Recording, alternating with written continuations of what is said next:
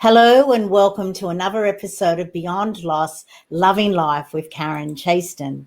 And I'm Karen Chaston, and it is so great to see you here again in Australia, our Monday morning. But my guest today is V.Lynn Hawkins, who is coming all the way from Atlanta, Georgia.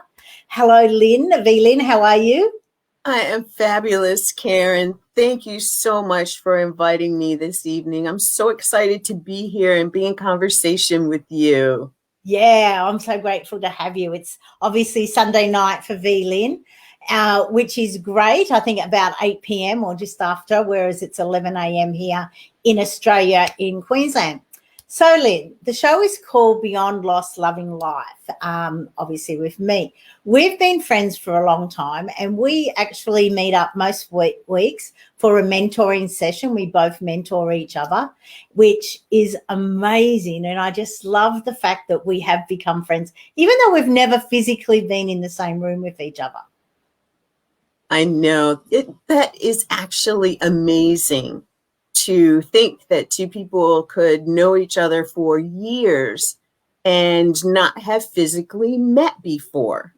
Yeah. And I'm just so grateful for it because we have not only seen a lot of what we're doing that is synergistic, but we've co-created some things together, which is awesome too. It is awesome. And what I love, like we look so different. Our backgrounds have been so different, but we've had a lot of similar things happen in our lives. And I think we've bonded over those as much as we've bonded over our differences. Because, you've answered so many questions for me, and I know that I can ask you and you won't be offended, whereas if I ask someone else, I don't know what their reaction would be, so I may not have asked the question. Well, Karen, we are in a time where the curiosity about differences is something to be celebrated. I know that I've asked you about Australian culture and, what you've experienced in your youth growing up and even in the corporate environment, because there's so many similarities, but there's so many differences because of our differences. Our experiences have been different. And as an African-American woman here in the US, I've got some pretty unique experiences compared to what you have experienced in life. And it's been my honor for you to have been curious to ask questions like, did you experience something like this? Or have you experienced that? Or what does it feel like for this to happen?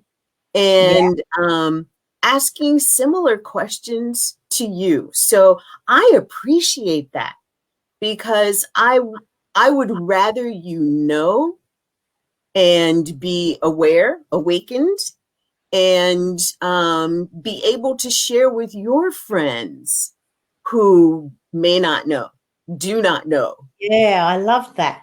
And I've just noticed we've got a comment from Kim, who's in New Zealand. Hi, Kim. Nice to see you here. Ask us any questions. But now we're going to ask V.Lynn to share some of her losses that have shaped her into being the most amazing person that she is today.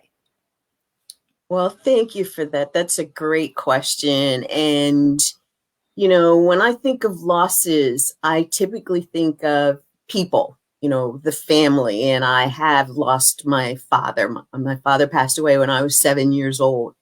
And I was most like my father.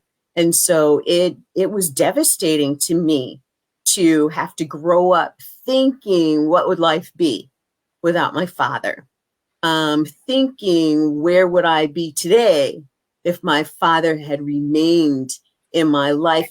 And not just for a longer period of time, but there's the possibility that he could still be with me today. Yeah.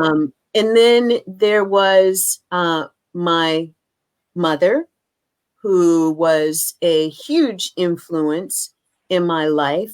Although with my father passing at such a young age, she had the burden of raising our family herself, and she was very angry about it.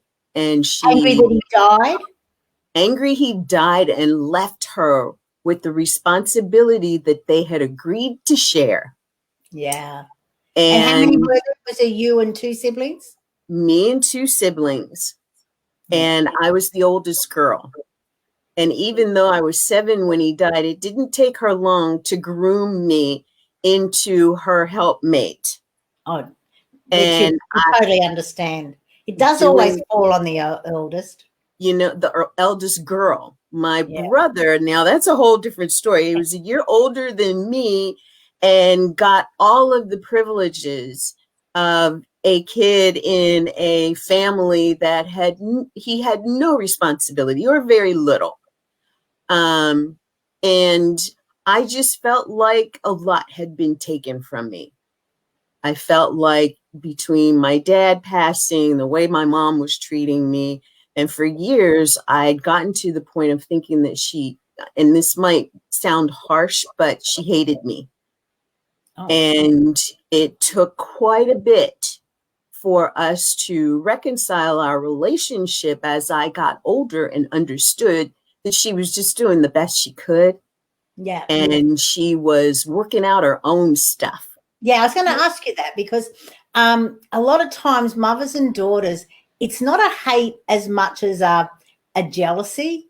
I know with my mother, she's jealous that I had the life where I could do more than what she could. You know, I could go to work a lot more. I could do a lot more things. I could go to university. Whereas my mother, being born in 1930, she was more limited. You know, it's, you know, when they got married, they left work. And that was it. You weren't meant to work. You know, my dad had a business, but mum worked with him. But it still was always dad's business, not mum's. You know what I mean? So, and the fact that your mum, I don't know, you tell me, was it a bit of that? There was a bit of that because I truly believe she was a seer.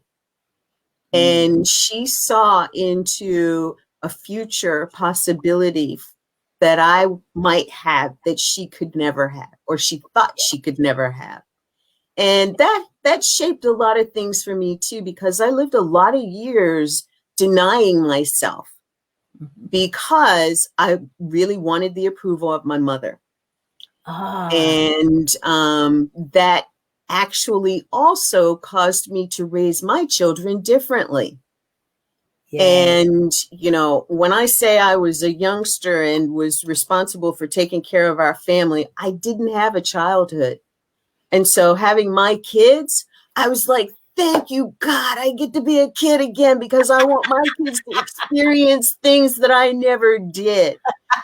You know, and I have to say, I didn't have a horrible childhood. I just had a childhood that denied me the fun of being a kid. For the most part. You know what popped in my head when you said that? Princess Diana with the two, Prince Harry and William, going down that water slide. You know, just showing people that it doesn't matter where you are, you can still have a childhood.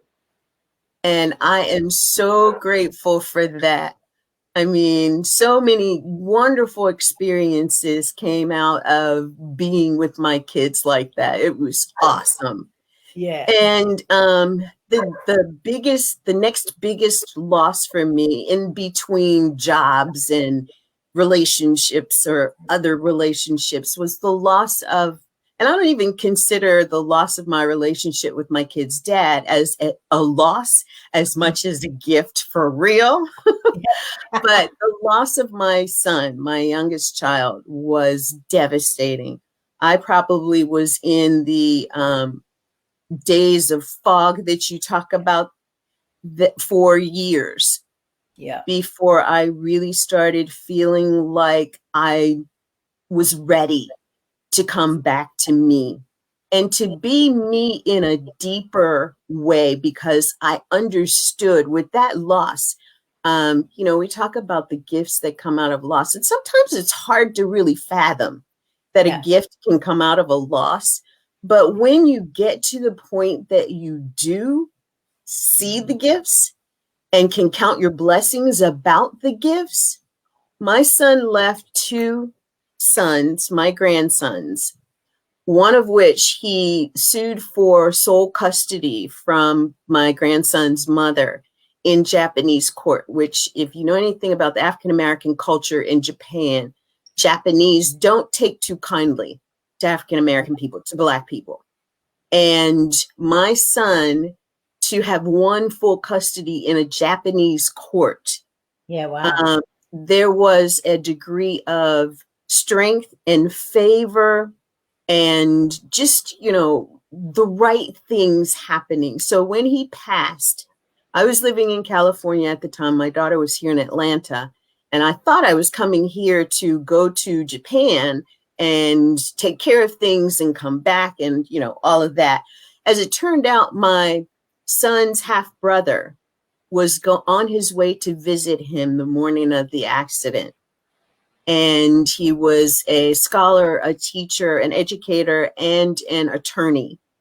And he just blessed me so much to take care of everything in Japan that needed taken care of so that he could bring my family here to me, to us, and we could do the next things. And it gave me that gift of really learning to love my stepson. And he wasn't even my stepson. He was really their brother, who I've now embraced as part of my family, my personal connection with him. And the gift of claiming my oldest grandson to raise him was another gift that came out of that. And he was 10 at the time we got him. He's 18 now, and he is an amazing young man. He and I went Christmas shopping today. He drives. He has his own money, and he was buying gifts for family. And I mean, we had such a great time together. And I'm so grateful that I awoke way before this, so that over the years, we've established such an amazing relationship. Well, the two of you probably would have been grieving together, one obviously for the loss of their son and one for the loss of their father. But I love the fact that you said from your mother, you raised your children differently. And I'm sure as an older woman then coming in to raise another boy, you would have even raised him more differently to what you did your son. Is that correct? It is correct. And I did. And there was a different level of conversation that I had with him. And I want to say too, we've probably been a lot more playful together as well. That's nice. And because of that, and I can't say that it was me that brought that in. I think that was a lot of my daughter that brought that in. My daughter, single, no children, taking this child on as her own. Yeah. She brought that in, but he has such a beautiful wit. He's funny and just a huge, beautiful hearted person. And you have to give credit to you and your daughter for that as well. Yes. Yeah, I'm sure of it. And it is, as I always say, there is a gift in every loss. And it's not the gift of the event, the loss event. It's the gift in who you become after it, the things you do, the perspective that you have, because you're never going to be the same after any kind of loss. And at the moment we're talking about death, but it could be, divorce, your job loss, your health, your wealth. And I know that, even your pets, and this year has been a huge loss for a lot of us. And I actually think this year has been a huge gift because it has allowed us all to stop. I totally agree. I couldn't agree more because I have seen so many gifts come out of what this year has provided us. And while there have been losses, and I do not in any way wish to diminish that I think it's important that even in those losses, we have to look at the gifts that we've been given. Yeah. Who these individuals were. What is it about them that we get to celebrate now versus later, and continue to celebrate as time goes on? How many of those people can we remember in a way that we probably wouldn't have otherwise? Yes. You know, with what technology provides us now, there's, I mean, digital life stories, and you know, we've always had the ability to look, well, not always, but we have had the ability to look at our photo albums and what have you. But isn't it amazing now that we can even take those photos and do a digital journey through someone's life? Yeah. That we have in some cases, the time to do now, that we're not commuting 2 hours to work and 2 hours from work. And, you know, we've, even where, you know, stress is called one of the silent killers because it can promote disease and heart attacks and strokes. And I think that even in that area, people have had the opportunity to make a decision to do things differently. Yeah. To eliminate or reduce the stresses that they've been under, and recognize that stress is something that you choose to be in. You don't have to be in, whether it's financial or health-wise. One of the things that is a cure for stress as a disease and the diseases that it promotes is changing, you mentioned it, your perspective. Yeah. Are there things that I can do differently? And if so, what are they? And I think that's one of the reasons too that I am such a health advocate today than I have ever been. But you haven't always been, have you? Because that your health was a bit of a loss for you as well. It was. And you know, when so I let's share explore that a little bit, so the people understand. But before that, I just want to say hello to Kerry. Good to see you here again, and Marianne. I've seen you here before as well, so thank you for showing up. Yes.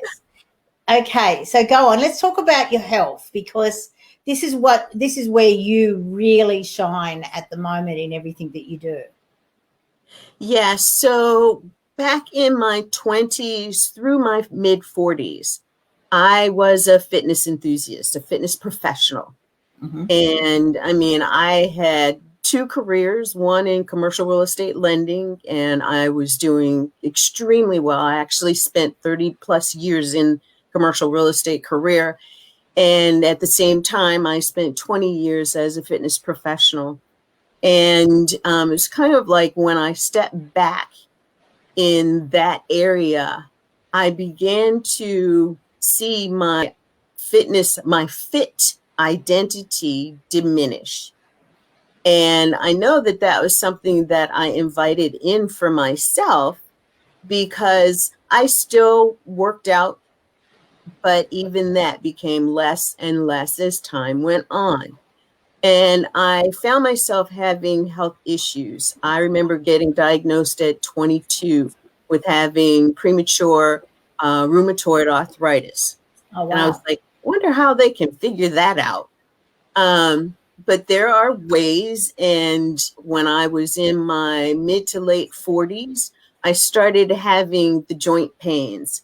And of course, my thing was, well, it's because I was such a exercise fanatic. And that's part of it. However, it was also the decline in my fitness involvement that helped to take its toll. And a year ago, January, I had my 3rd really big fall. And that one created a break. And I call it a break because it was a break physically. I broke my wrist in 3 places. I now have a plate and 9 screws in my wrist. But it's going to be fun going through scans at the airport. It always looks like I have a bracelet on, right? But it broke my mindset Okay, cool. What am I doing? Why is this happening to me? I had pretty much changed my diet because I was learning about a whole food plant-based diet and lifestyle. But what I realized was that some of the things that I was doing entrepreneurially were taking me down a downward spiral, and it was challenging my health. My stress level went up, and I was one to never admit to stress. I'm not under stress. But I was working 12, 14, 16-hour days, and that was not conducive to a lifestyle.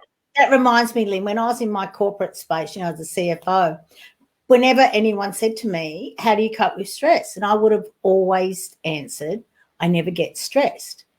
And my answer was correct for what I knew at that time, because I was continually living in my sympathetic nervous system. I was always in that heightened state. I was always angry. I never came down. So I never had those big fluctuations for me to actually say, I'm stressed now. I'm now in relaxed mode. I was always in that state.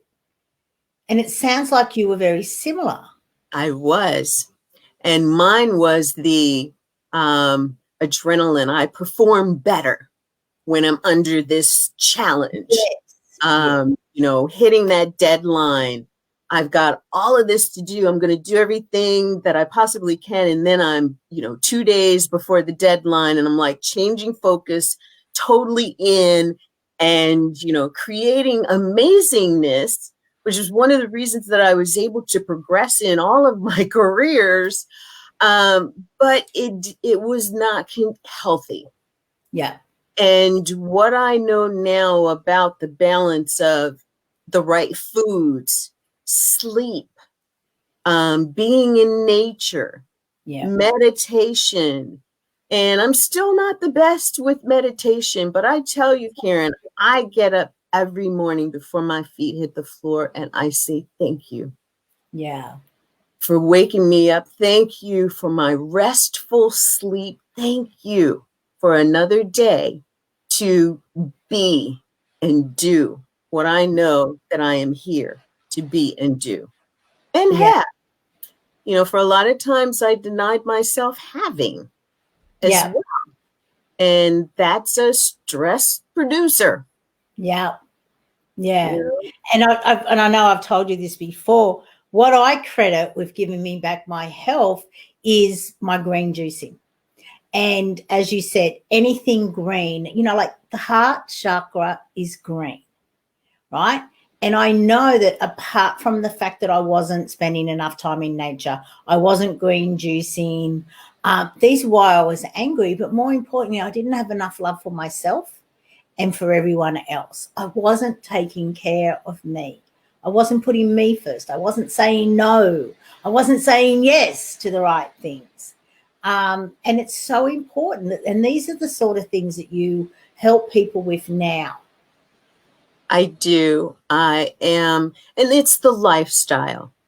Yeah. And, when you think about who we are, there's really only two things that are at the top of the list of how we take care of ourselves. Okay. And it's all part of the self-love and compassion. And that is the food we eat and the water we drink. Yeah. And I love your green smoothie piece, because getting the greens in us is what really is, our human body is designed to get the nutrients out of it so that we can perform at our optimal best. Yeah. And one of the things that I do is I'm part of a health advocacy group called Hippocrates Docs. Mm-hmm. And we've created some programs, including one that's called Just One Thing for Health. And it's a free email series. If you go to justonethingforhealth.com, you can subscribe to the free email series and learn about the foods. I'm going to type that into the comments. So, So is it, what's it called? I don't think you can type in, can you? So is it just in JUST?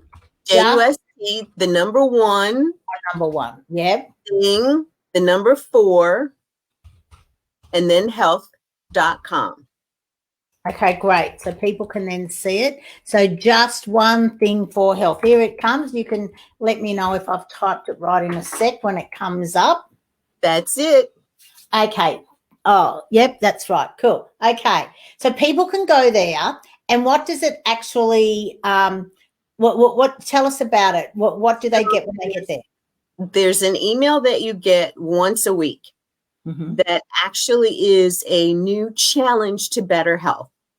And in that challenge, you'll learn about cruciferous vegetables and how you can add a serving of cruciferous vegetables to your daily routine, or a green salad, add a green salad, or, add cruciferous vegetables to your green salad. One of the amazing things that I've learned is I now love Brussels sprouts. Oh, there's no way I'll ever love them. And I'll tell you why. Because my mother always said there's a little worm wrapped around them inside. And my husband loves them, I have to say. But I'm just like, I just can't get past my mother's image of them when we were a kid. She grew up on a farm, and that's why she said, don't eat Brussels sprouts. Well, that was probably one crop.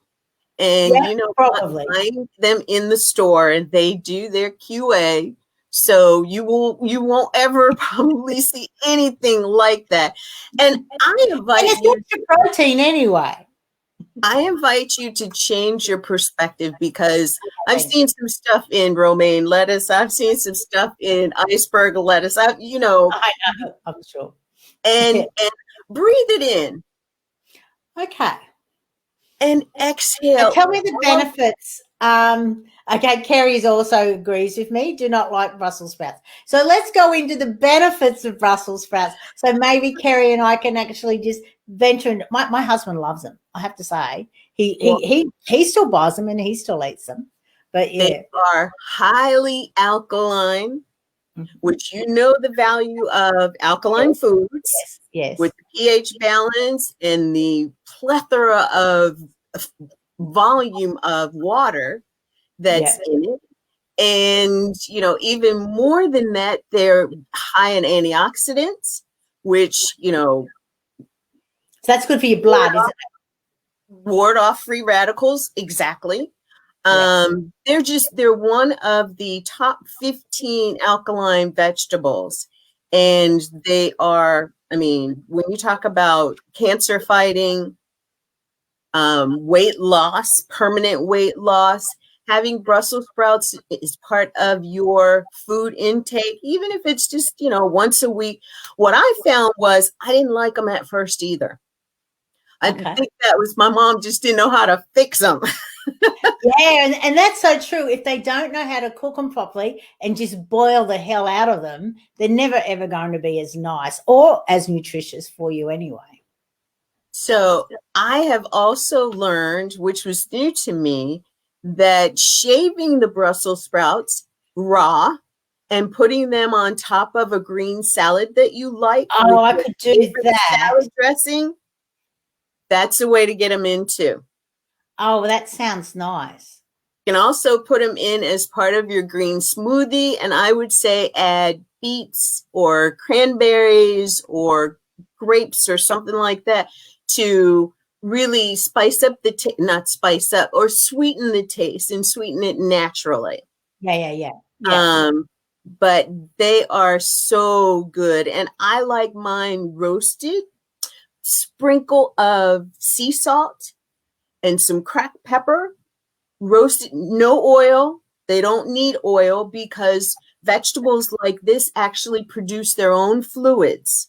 Okay. When they're being cooked. Roasted is one of the best ways to bring the juice out of nice vegetables like this. Oh, okay. That's good to know. So, because I do love roasting my vegetables. I love doing the pumpkin, sweet potato, all those sort of things. And I normally have them with a barbecue, which is always nice. Okay, so I'll add Brussels sprouts. My husband's going to go, what the hell is going on?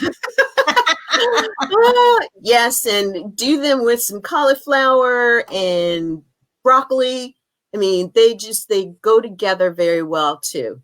Okay. Yeah. Well, we normally have it. Well, my husband has it with that. I have the others. Okay. Now, on the 21st December, what's happening? The 21st of December. Every time I think about it, it just brings such good vibes flowing through me because there's an amazing thing happening. And I always like to go back to thinking over 2,000 years ago, we ushered in the age of Pisces. And we have been in the age of Pisces up until now. And the age of Pisces was an era of chaos and war and division and all of the things that even as, you know, healthpreneurs that I work with and spiritual people who've been trying to help people, people have been blinded, being indoctrinated by big food and big pharma, believing that that's where answers are versus looking at the natural being of who we are and the naturalness of the earth and what the earth provides us. And that is the age that we're moving into. So on the 21st, the age of Pisces actually comes to an end and the age of Aquarius begins. And the age of Aquarius represents collaboration, co-creation, innovation, technology, and love. And science has proven that 50 or so odd years ago was when Saturn and Jupiter began their emergence into. So that was like in 69, wasn't it? That was. Okay. Cool. And actually, those who were intuitive and empathic knew that it was coming and prepared for it. So you and I were talking the other day, and I was like, you remember that song, Let the Sun Shine In by the Fifth Dimensions? Yeah, that was in Hair. I just thought the rock that they opera were. Hair. You would have had the rock opera Hair. I'm sure it came out of America. Yes, the rock opera. Yeah. But this one in particular for me, because this was a group of African-American people who were in this space and actually doing the psychedelic dancing. They had on their garb that was just the free. They were Aquarius at the time, ushering it in. But and they released even the fact they call themselves the fifth dimension. Yes. And we're moving into the fifth dimension. Like, it's just like, you know, it's just so come from above. Yes. You know, and sometimes we think that we think them, but we're so guided. Yes, because they released that album in 1969. Yeah. And you know that you don't just do an album and release it like that. You have to be guided to write the songs, write the music, record, and all of that. And I just, once again, thought that this group was way ahead of their time. And back then, I was a kid. I didn't know a lot. And, you know, in my culture, too, a lot of people did not understand astrology. So it was one of those mystical things that you didn't want to touch. And I was always drawn to it. And for me, it was like, I have to keep it secret because those that I'm around don't understand this. Mm-hmm. And they'll think I'm crazy. They'll call me crazy. And I would rather not have that, but I'm going to figure this out. And I just, so many, and this is a song that crossed cultures so early in the years. I mean, probably the only thing that's superseded it was Aretha Franklin. Yeah. And maybe Diana Ross. And later on came Michael Jackson. But you didn't necessarily find that in the 60s. No. And there were some others, but they stayed local in the US arena until like Billie Holiday, who was before the Fifth Dimensions, went to Europe. That's where she got her claim to fame. And there were some others that actually had to go to Europe in order to rise to their level of professionalism.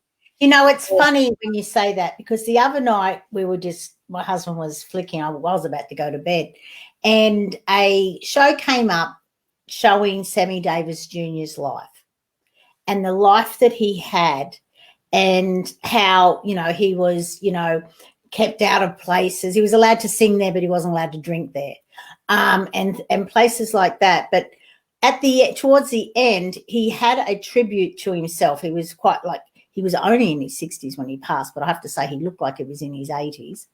And Michael Jackson sang a song, and it was just thanking him for opening all the doors that he did for African Americans. But I have to say, when you're talking about it now, you can see that the forerunners that are all coming to help us to go into where we're going. So, people have started, and then they come, and then they come, and then, they're helping us. Like the fact that not only were, people like Sammy Davis Jr. opening doors so that people could create music and songs to guide us, so that they could then be guided into creating these songs. It's just so beautiful when you look at life that way, that you can see the trail and the journey that we all lead into each other. It really is, yes. And Sammy Davis Jr. is one of those who crossed many barriers. Yeah, he never even went to school. Television, dance, song. He was like on stage at 3 tap dancing, and he was bloody good, I have to say. He was amazing. Yes. Incredible. There are so many that have played that part in our culture. And I think, they're the ones that not only opened the doors, but a lot of people see them as that thing, but they don't realize the important part that they played for a huge, huge culture. But not only for African American culture, also for everyone, for the world, because the whole world is moving into the age of Aquarius, and it's time for us all to actually understand what that means. And as you said, we're moving more into the feminine, we're moving out of the masculine. Even if we go back to the Me Too movement, that was a start. It was these things all happen so that we can all say, no, it's time for a better way to do things. Yes, it's time for change. And how long have we been calling for change? And, you can only see that when you stop and take a glance back, and you can see all of these things having transpired to bring us to this point in time. And I say that to also say that now is the time that we need to vision what we want the future to look like, and know where it is that we would like to go. And I think, my heart goes out to all of the health workers around the world who have been part of helping in this pandemic, this world pandemic that we've been experiencing. And to know that they are part of the, and I'll call it the traditional medical field, we are moving to and need to help people to become more aware of the natural medicine that we have within ourselves and around ourselves that we need to take advantage of. Because the synthesized medication may be for you, it just depends, but it may not be for you. And there's a huge risk in going in that direction if it is not for you. And the number of people that are looking for health solutions that look to traditional medicine are not going to find what they thought they would find. They're going to find that they're going to be receiving more pills and, a diagnosis to do this. And, more people, as many people that die from heart disease and heart attacks, the same number of people die from misdiagnosis and over medication. That's Yeah, I can imagine that.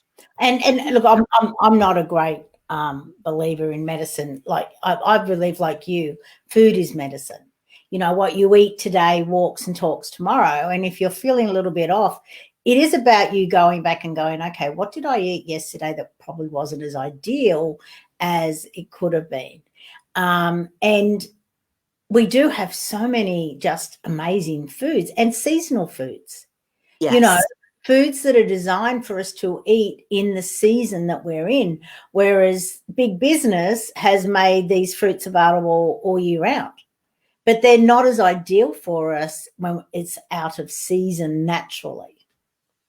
And I'll tell you, one of the other things that I've recognized too is that not only are they out of season and available to us, they are also seedless grapes, watermelons.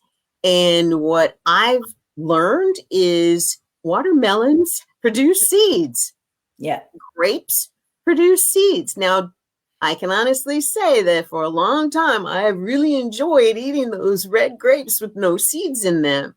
However, I also have to recognize that the seeds and the seed coverings that were inside of the grapes had certain nutrients in them that we now don't get with seedless grapes. Okay. And the same thing with watermelon. The casings, you know, in the watermelon, you could actually dig your fingernail in and pull it. The casing that seed was in has different nutrients in it that when the seeds aren't there, we don't get them. And so that makes eating sense. them, you have to recognize that something happened to that watermelon that doesn't allow you to have those nutrients. And yet, you know, we're seeing more of them. They're costing the same thing. And they're just not designed to provide us what Mother Nature designed them to do. And so we want to be careful about that kind of stuff too. And I like process. that. Yeah, because a lot of people growing up wouldn't even realize that, because they've been around for, you know, a decade or more, you know, a generation, I guess is probably a better way to describe it. They would just say, well, I never knew they had seeds, or that's just a different variety.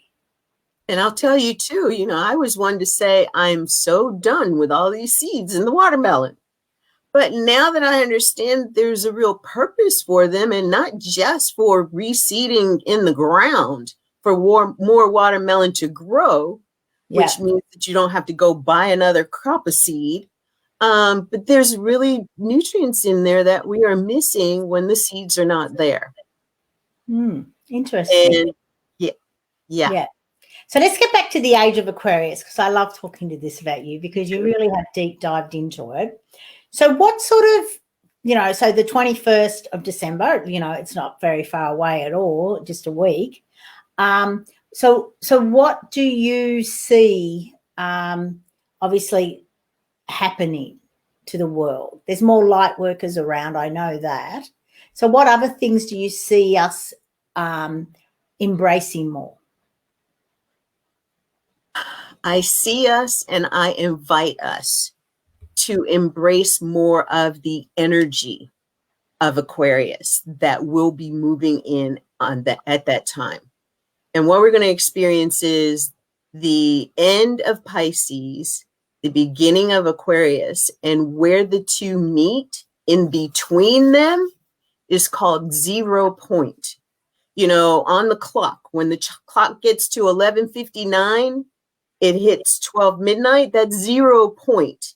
And the one starts the next cycle.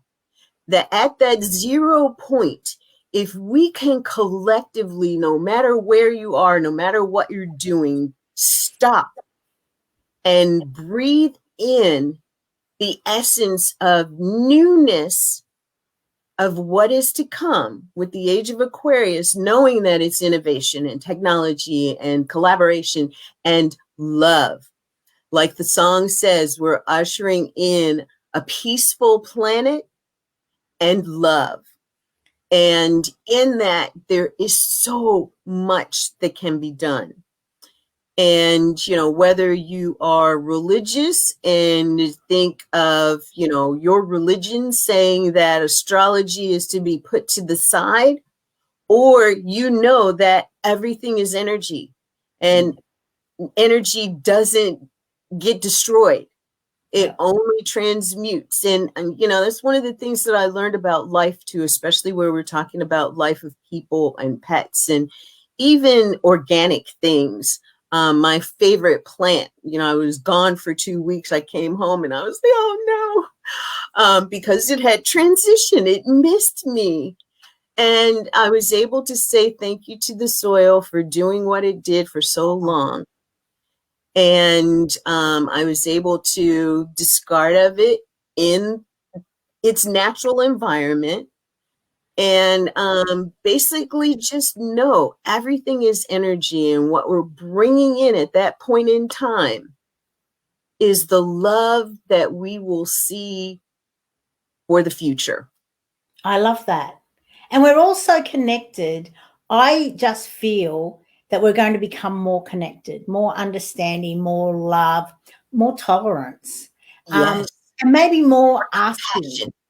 Like we said in the beginning, maybe it's more about, why do you think like that? Like, explain to me. I'm not asking you to bring you down.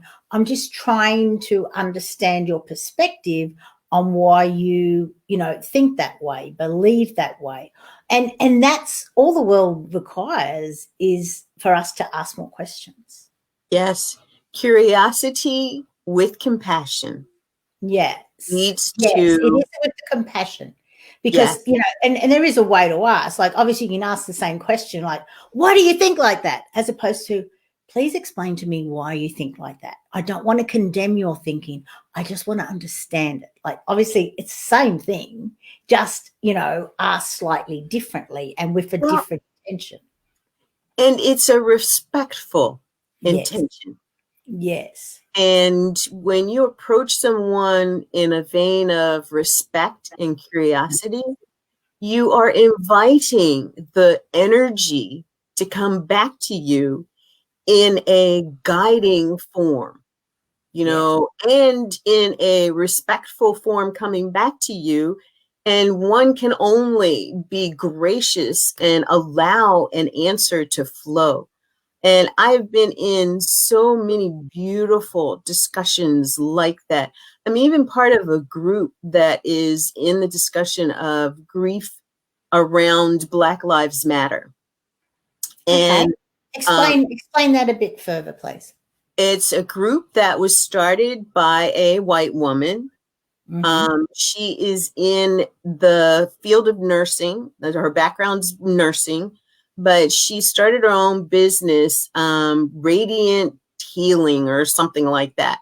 And I thought that was beautiful in itself, but she was so moved by what was happening in the US around what Black people were going through. The fact that now we have video that can bring instantaneous stories to the world that cannot be denied. There's a different awakening of our white brothers and sisters, because they now know that what they had heard was happening, that really was happening, is happening, because they've seen it. They've seen it live firsthand. And, the change that we're talking about, where Black Lives Matter, isn't going to happen just with Black people. We need everyone's voice. It is a collaborative effort to create the change in justice and just treating people right, from the indigenous people all over the world to Black people. And it goes both ways, as in, us understanding, what has happened. I thought, though, with Rodney King, that was in the early 90s, we had footage of that. Yes, but it still wasn't believed. He was a criminal. Oh, really? He deserved it. It was said he's a criminal. He deserved that kind of a beating, that, he was responsible for it. you aren't unarmed, sitting on the ground, asking cops to beat you with their sticks. No. I mean, Okay. I realize that. But then, see, we obviously get limited news as well. Yeah, our news is filtered, and that's what we need to understand. Everywhere in the world, it is filtered. So I want to bring in with this the fact that as we're moving into this new era, I have basically become a part of an organization that I actually helped to structure in its founding, called Earthwalk. And part of the Earthwalk programs is looking at Barbara Marx Hubbard created the 12 sectors of co-creation, of the co-creation wheel. And in that wheel, there are 12 sectors of humanity. It's like the UN global goals. There's 17 global goals. They are all tied to these same 12 sectors of humanity and co-creation. And we have formulated for each realm I guess it's a little more than a committee. Yep. And we have dubbed stewards of each realm, and there are realm representatives. And we have got so many things that are going to be happening going forward as a global organization. And I have accepted the responsibility of being the steward of the realm of health and wellness. And congratulations. Thank you. Thank you. It's really an honor, and it's such a beautiful privilege to see the people who have come together to bring about the expression of this whole community, whole life. One of the tenets of Earthwalk is to create a global society where people acknowledge each other and recognize that our differences are our gifts, and create a world of peace and harmony. And in this, health and wellness, I claim, actually is the golden thread throughout each of the other realms, from justice to innovation to earth to everything. And it's just been a beautiful thing. So we're going through right now 12 days that are leading up to 12/21. Yeah. And the activities there. If you're interested in seeing what this looks like, here's another link for you: earthwalkunited.org. Okay, wait on. I'll type that in, because I was about to show. Is that on your website as well? Not yet, but it will be soon. So it's earthwalkunited.org. And along with that, I am launching my new web TV show. Perfect. And it is all about health and wellness. And it's amazing because it came in so graciously and beautifully. It's called Health, Wisdom, and Wealth: Powerful Conversations for Living Your Best Life. And I will be sharing more about that on Facebook, and I'll be sharing that with you, Karen, because one of the people that I'm going to be interviewing in this web TV show is Karen Chaston. Thank you. So I want to type it. So health, wisdom, and wealth. And then what did you say? Powerful Conversations for Living Your Best Life. Oh, I love it. And I'm so excited about it. I've tapped into many of the other realm conversations that have been going on. And if you're around, it'll be late for you, because it's going to be really late for you. It's 11 a.m. Eastern time. It's early for us. 11 a.m. is early for us. So middle of the night. Yeah, because we normally chat at 4 p.m., which Yeah. is my 7 a.m. So if it was They're 11 going to a.m., be that's sharing, 5 hours earlier, so it would be like 2 a.m. for us. yeah. So they're going Yeah. to be sharing the replays, but I would love to invite everyone to, and I'm sure that it's going to be on the earthwalkunited.org website, but I would love for everyone to check out some of those, especially health and wellness. And if you're a health practitioner, please seek me out, because I am looking to connect with more health practitioners, especially those who are interested in sharing the message around using food as medicine. Yeah. And they can contact you through the website, which I've shown now. Believe Yes. it or not, we have less than 4 minutes to chat. Our hour just goes so Where quick. has it gone? I know, but we have covered a lot. And thank you, Lynn, for sharing, your most deepest loss with us on the show, and for sharing, how it has created you to be the most amazing person that you are today, which I just love chatting to you all the time. Thank you, Karen. I so love and appreciate you and the work that you're doing. It is so needed. And I will let everyone know that Karen has been instrumental in helping me to not just come to terms with, but really identify some of the gifts that I've been given out of the losses that I've experienced. And I'm so grateful to you for that. Thank you. And of course, as always, if anyone's listening or watching would like to download my ebook, Life After Loss, just visit that website. It's really simple. It's really easy book to read, because it does deep dive into the fact that we've never, ever been taught how to move beyond loss. And that's why we grieve and we suffer. And let's face it, life is way too short for any of us to be spending our time grieving and suffering.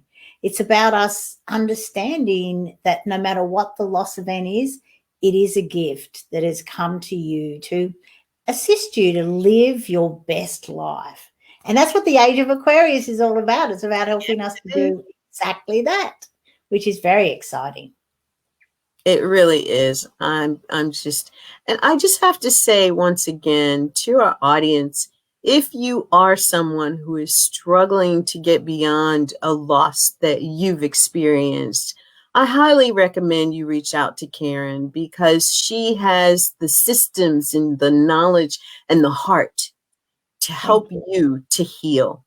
And in that healing, not only will you identify the gifts, but you'll be able to also identify a path for your future, that doing it now will put you on a trajectory that's just going to bring so much love and blessing to your life, and allow you to share who you are in a most authentic and loving way to others.